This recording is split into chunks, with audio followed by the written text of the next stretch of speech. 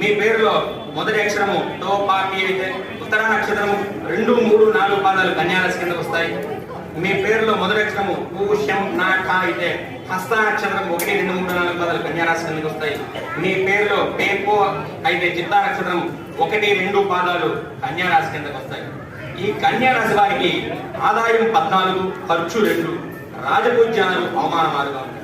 వీరికి ఈ సంవత్సరం అంతా కూడా గురుడు దశమ స్థానంలో రాజ్యస్థానంలో మంచి యోగదాయకుడుగా ఉన్నాడు. శనేశ్వరుడు సప్తస్థానంలో యోగదాయకుడుగా ఉన్నాడు. రాహువు 6, కేతు 12వ స్థానంలో మంచి యోగదాయకంగా ఉన్నారు. ఈ రాశి వారికి ఆదాయం 14 రూపాయలు ఉంటే ఖర్చు 2 రూపాయలు ఉంటుంది. ఈ సంవత్సరం అంతా కూడా ప్రారంభం నుంచి కూడా అత్యంత యోగదాయకంగా ఉందని చెప్పారు. ఎందుకంటే గ్రహాలను కూడా మంచి యోగకరంగా సంచారం చేస్తున్న ఈ యొక్క కన్యారాశి వారికి 2, 3 రకాలుగా ధనాదాయం చేతికి అందుతుంటాయి. భూములు, స్థిరాస్తులు, చరాస్తులు అభివృద్ధి చెందుతారు. నూతనంగా వాహనాలు కొనుక్కుంటారు. గౌరవ మర్యాదలు, కీర్తి ప్రతిష్టలు పొందుతారు. విదేశీయానం బాగా అనుకూలిస్తుంది.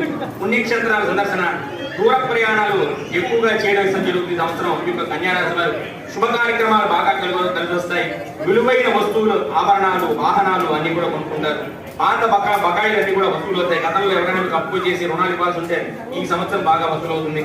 వీరికి అత్యంత యోగదాయకం ఉందని చెప్పుకోవాలి. బంధుమిత్రుల సౌఖ్యం, కుటుంబంలో సుఖశాంతులు, గతంలో ఏదైనా మిస్కమ్యూనికేషన్ ఉన్న భార్యాభర్తల మధ్యలో ఈ సంవత్సరం అన్ని కూడా తీరిపోయి అత్యంత అన్యోన్యంగా ఉంటారనమాట.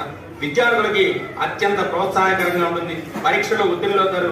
మెడికల్ విద్యార్థులు కూడా ర్యాంకులు వచ్చి విదేశాలకు వెళ్ళి చదువుకునే యోగం ఉంది.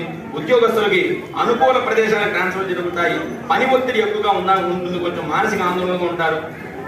కానీ వీరికి బాగా మంచి ప్రమోషన్స్ వస్తాయి. మంచి ధనాదాయం ఉంటుంది.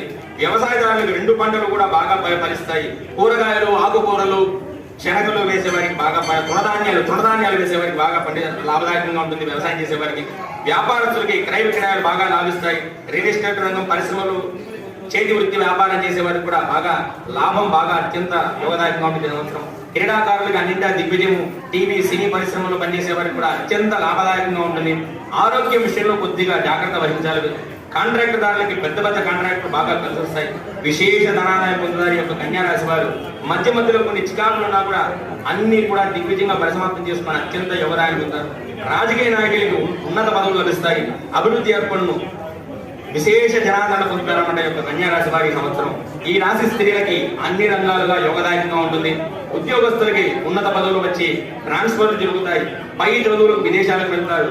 మంచి సంబంధాలు కుదిరి వివాహం అవుతుంది. అనుకూలమైన వ్యక్తులతో వివాహం అవుతుంది. ఈ రాశి స్త్రీలకైనా పురుషులకైనా సంవత్సరం. ఈ రాశి స్త్రీలు ఎక్కువగా పుణ్యక్షేత్ర దర్శనాలు చేస్తారన్నమాట ఈ సంవత్సరం.